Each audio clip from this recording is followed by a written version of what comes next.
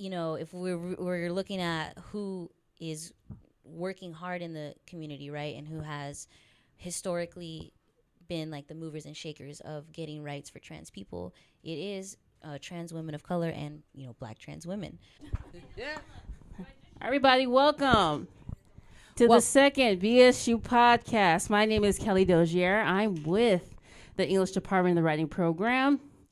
This is the Vice President of BSU, Alexandria Thomas. AKA Art by Art, but here I am. And we are hosting Club Gen for Trans Week. Can y'all please introduce yourselves? Hi, so I'm the Club Gen president. My name is Samantha Dela Cruz. I am a double major in psych and women, gender, sexuality studies, and a senior at CCB. And my name is Delilah. You can also call me D. I go by they, them. Delilah. I go by they, them pronouns. I am a sociology major and a child, adolescent, and family studies minor. And I'm like halfway a senior, but not really a junior. So. Well, all this bragging going on, I am a psych major. Yes, I heard that whoop whoop in the back for all the psychology majors. How you doing? Can you woo woo woo? No, it's can you woo woo woo? That's why you got to go current there. You gotta get it. You gotta get it, ladies and gentlemen. Absolutely. You gotta get it. But I am a psychology major here at our beautiful CSU B, and with the undecided minor. And that's just because my directions is every which way but this. I'm going to convert you. You're going to convert me? Well, I'm all about the conversion. Are we going to be talking about, like, converting stuff today? Is that what we're going to be talking about along with other things? No. Ooh, we don't need to go into that topic today. No, that's a whole nother consent form. Yeah. We are actually here to share some events that we have going on this week. And Samantha is going to tell you more about those. Well, I'll start by just saying that so Club Gen stands for Gender Equality Now. And so we focus on, of course, gender equality, but just equality in general. And we do it from an intersectional framework, right? So we have to talk about things like sexuality. We have to talk about racism and classism and things of this caliber. So on November 20th, that is Transgender Remembrance Day. And that day is used to remember trans individuals whose lives have been lost to transphobic violence. And so the number's been increasing every year, and it's primarily Black trans women. So it's a really big issue. So to go with that, the 7 days before the Day of Remembrance are used as Transgender Awareness Week to spread awareness, support, and things like that. So on our campus, we decided we should have a lot of events, right? It's really important. It's our idea of starting a conversation, and this isn't going to be the end of it. Once these events are over, we're still going to be having this conversation. But right now, we're very much focusing on visibility and just addressing immediate needs. So, for example, today we had the start of our clothing drive. That's going to go through to Wednesday from 9 to 2 p.m. in front of the DDH. So that's really cool because people need gender-affirming clothes. It's one of those things that's kind of like a basic need, right? We all need clothing. But people don't think about how does that tie in with my gender expression, and how that can really affect someone if they don't have access to those things. Please explain to those out there that are not aware of what intersectionality is. Yeah, so intersectionality is a term that was coined by Kimberly Crenshaw, who is a professor at UCLA that focuses on law. But she coined this term based on Black feminist framework and rhetoric. And it's the idea that our identities and experiences intertwine and all those things. So, I'm just not a woman. I am, a woman of color. I am, privileged as being a student, things of that nature. So it's saying that we all have our unique experiences and identities, and that really forms the way we navigate through the world. And so when we tackle these issues, we can't just do it as one singular identity issue. It's very complex. So, if we're talking about discrimination against a Black woman, we need to address it as, she's a Black woman, and that's a unique experience. That she's not just a woman, she's not just Black, she's a Black woman. So it's just, making sure that we see an issue in its entirety and we don't neglect the true nature behind things. And just to like add to that, because we try to look at things in an intersectional way, it was extremely important for us as a club to have Transgender Awareness Week and have it be done in solidarity with other groups besides just our own, because trans issues are not just trans issues. They're issues that are seen in every community. And we're very fortunate that Black Student Union, the Sociology Club, Bakersfield AIDS Project, Finding Jay Bornstein all partnered with us to bring awareness and, as Sam said, start the conversation. This isn't where we're going to end the conversation, but it's a good place to start and to assert ourselves on campus, create space where we have, the ability to have these conversations and to talk about the different things that affect our community. Okay, and can you tell us some of the events you're going to be hosting this week? Yeah, so we have the clothing drive. It's up until Wednesday. Thursday? It's okay. It's up until Thursday. But for whatever reason, if you can't bring clothes during those times, you just let us know and we'll accommodate you if you need a different location, different time, whatever. We think it's important. We're not just going to limit it to 3 days or left of this. And then, so on Friday is one of our bigger events before Day of Remembrance, but it's a softer, safer place. It's a opening of Jay's library. So for those of you who don't know, Jay Bornstein was a CCB student, a Jewish trans woman who took her life almost 2 years ago. And a lot of people don't know her name. A lot of people don't know this issue at all. But, she was here. She contributed a lot. She was a Club Gym member. And we think it's very important to remember her and her contributions. And it's just basically a celebration of her, but also Jay's library. So once that situation happened, her family has been trying to since the community came together a lot during that time, they've been trying to feed off of that and try to address trans issues to the best of their ability. So one of the things that they did was have people send books from all over, and they were books that spread trans awareness, support, anything of that nature. So we house in our club room the adult and teen section. So that's what we have. It's for anyone to use. If you want to understand different gender expression, sexuality, things of that nature, it's there for you, whether it's personal, research, whatever. We just think it's very important because it's an issue of accessibility and just, what resources are there. There's not that many, especially here in Kern County.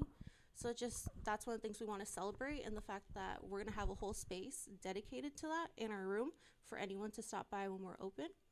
But yeah, I think a lot of people are looking at this event and are going to see it as something tragic, might be opposed, going to that because they think it's going to be sad, things like that. And of course, there's going to be that aspect there, right? Because there is a sad reason behind why this is happening. And of course, that's going to be there, it's going to be acknowledged, but this is going to be a celebration of her and the person she was and how that's affected all of us, whether or not you see it or not, whether or not you think it's directly, it's there. She's had an impact on this whole campus, whether or not you know her name. But a lot of people this Friday are going to learn her name, and we're going to say her name and really address her and the needs of the trans community. So, yeah, so that's on Friday. We're going to have a lot of speakers from the community, including people from her family, me, the past Club Gym president from when she was here, and other organizers within the community. So I encourage you guys to come to that. It's going to be really cool.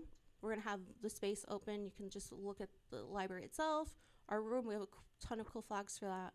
But it's going to be really cool. And then the next event is just the Trans Day of Remembrance, which is November 20th. And we're going to have something displayed in front of the Student Union from 12 to 4. So just on the patio, we're going to have something there. We're not going to say what yet, but, just to bring light of those issues. All wonderful events. And the Jay's library, can you tell us a little bit about how you guys got that going? Yeah, so it's something her family started. I want to say just a few months after. I'm not trying to be offensive when I say you guys.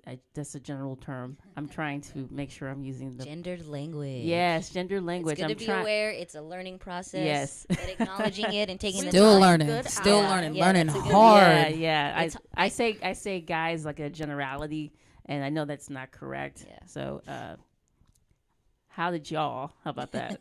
So we're okay. So you're saying that the family got it started? Yeah. So Okay. I don't know exactly whose idea was it per se, but I know that Jay's sister Kelly specifically, Kelly, but she is a big organizer herself.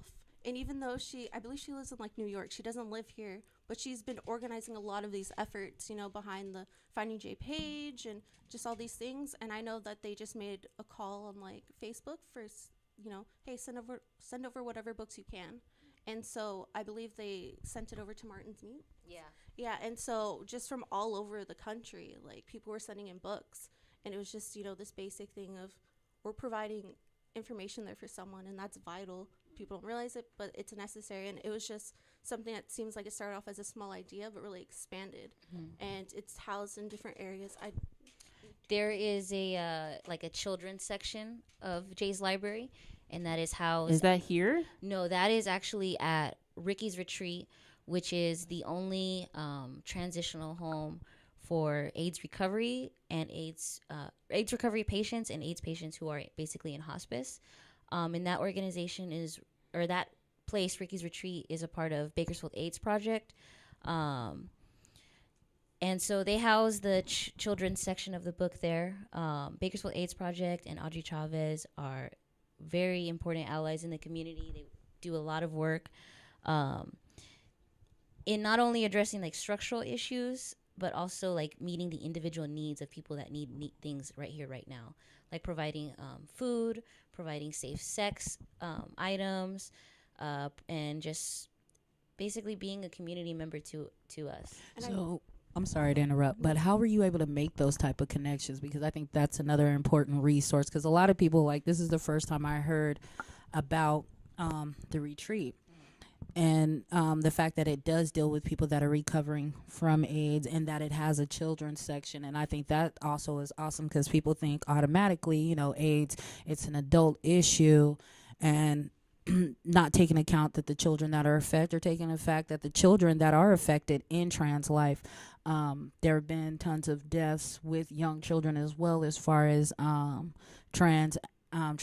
I believe it was a young child last year or the year before last that was found dead here in Bakersfield. A young transgender, male to female, but it was still a child in a child's life. And I think a lot of people get away from that. Get away from that particular portion of it, is that it's not just affecting adults, it's affecting the youth. And a lot of times you don't know that the individual that you're dealing with is trans until after the fact. And I think this is another big issue. They're not finding out that these people have died, or that what their original sex was, until their death. Now, I know you did a few art pieces for Club Gen for the lost transgendered people. Is that correct? Yeah. I want to make sure I have that correct. Well, to be honest with you, there's been about 600 and over. This year, are these these are deaths that some deaths have not been ruled unsolved, okay, or kidnapping, or even some ruled as suicide, when we know by evidence it's not suicide. With a lot of these deaths, alleged suicide. A lot of these deaths, and again, I say a lot of them are not being found that they are trans until during the autopsy. This is stuff that you'll read over and over in some of these police reports. And I just really want us to, we mentioned it earlier, but we need to emphasize that, of the people that are murdered that are trans, the majority of them are Black trans women. So it's an issue against gender discrimination, but also race. And, if we're looking at who is working hard in the community, right, and who has historically been like the movers and shakers of getting rights for trans people, it is trans women of color and Black trans women. So it's like these Black trans women and are the most marginalized and oppressed, but also the most vocal and the most ready to come up and stand up for us. Right. And so Black magic.